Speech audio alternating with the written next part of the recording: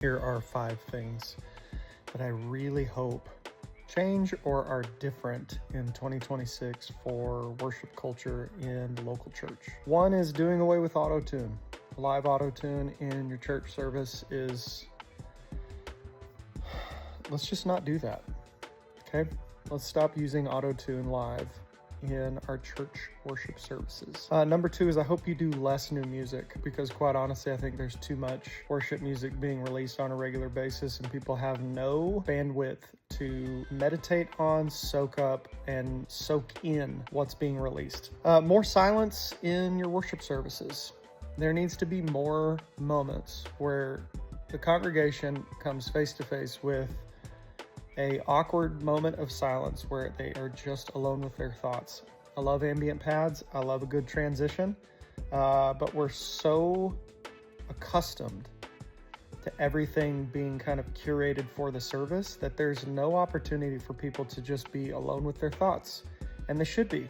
There's a lot of people who are I am a lot of times trying to avoid silence and my own thoughts.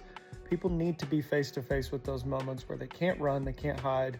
They have to be face to face with the presence of God, and there's nothing to distract them. Number 4 is I hope you do more songs and use more instrumentation that is indicative and reflective of the demographic that you represent.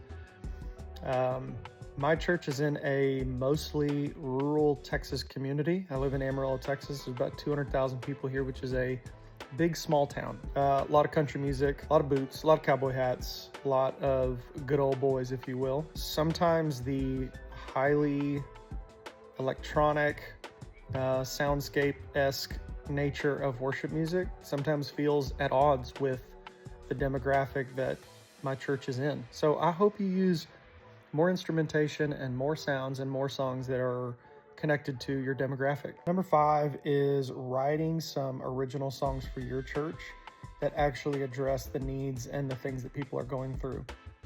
Sometimes in worship music, there is a obsession with writing vague, bad thing, get to good thing. Bad thing, get to good thing. God is good in the bad things, and God's going to be good in the good things. And the idea is to get out of the valley and get to the mountaintop. There's parts of that I agree with.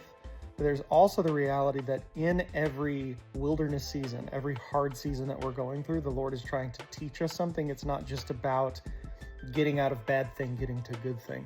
So write some songs that address the hard things and the wrestling of going through a wilderness season without the end goal always being getting out of bad thing.